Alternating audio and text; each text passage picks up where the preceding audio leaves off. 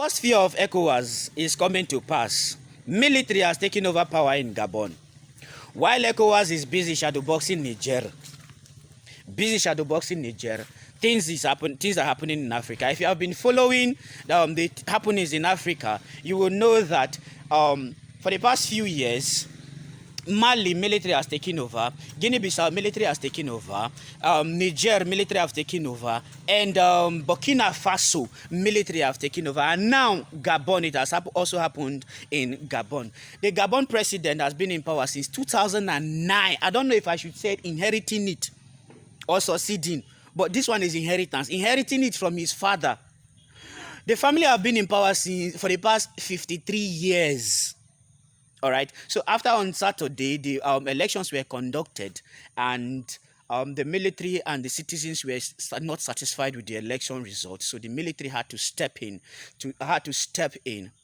for peace to reign in the country, and they took over power for the meantime. While we'll be bringing you the update, as at now, the military is in charge in Gabon, and Ali Bongo, who has been in power since 2009. Is facing the threat of not going back to the presidential villa anymore. Now, there has been an institutional coup for years. No one heard about it. Now it is military. You will hear a lot of things like human rights abuse and all of these from the Western Union and the Western benefactors. You hear all sorts and kinds of things because they will no longer have the influence they used to have in Gabon over Gabon resources, over Gabon government, and over Gabon dealers. Now they'll begin to raise an alarm because they own a lot of big medias to influence people in their favor. Let me read you the According to The Guardian, Gabon's military officer declared coup after Ali Bongo wins disputed election. A group of senior Gabonese military officers have appeared on national television declaring they have seized power, claiming the recent general election lacks credibility, and saying they represent all Gabon security and defense forces. They say the election results were cancelled, all borders closed until further notice, and the state institutions dissolved. Loud sounds of gunfire could be heard in the capital, Libreville. A Reuters reporter said after the television appearance, it was not immediately possible to reach the government for comment. In the name of the Gabonese people, we have decided to defend the peace by putting an end to the current regime, the officer said on television.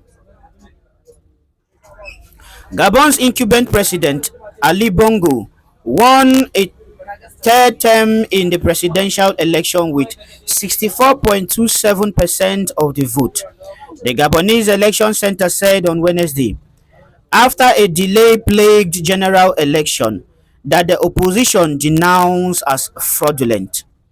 Announcing the result in the early hours, the election head, Michel Stephanie Bonda, said Bongo's main challenger, Albert Ondo Osa, came second with 30.77%.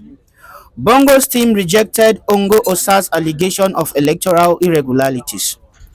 Tensions were running high amid fears of an unrest after Saturday's presidential, parliamentary, and legislative votes, which saw Bongo seeking to extend his family's 56 years grip on power while the opposition pushed for change in the oil and cocoa-rich but poverty-stricken nation.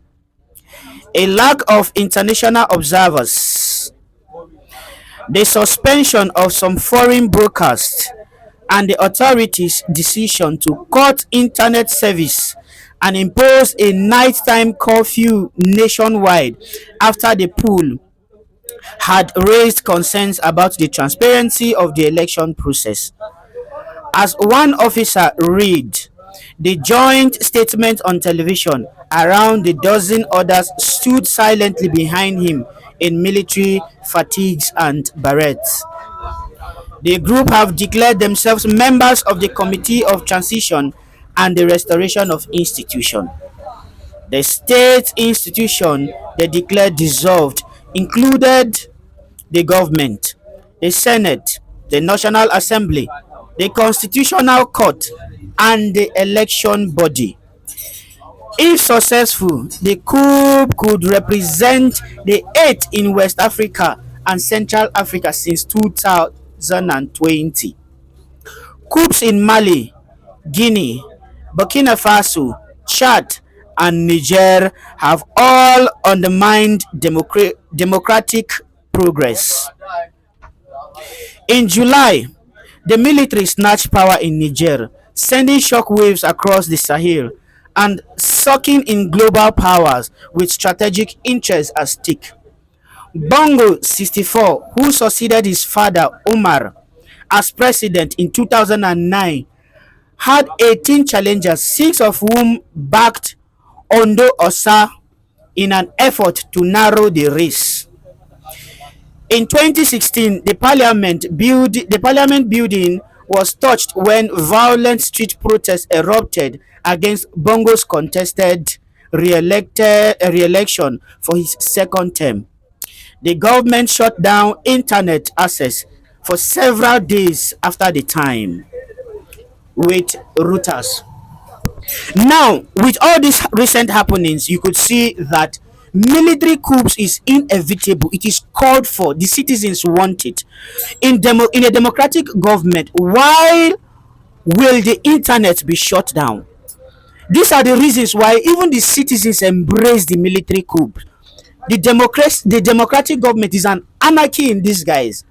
Is it's I don't even know what to say if you can see. So military is called for, it warranted, it's needed, the citizens want it. So what is now the problem of ECOWAS with Niger when the citizens have already embraced it?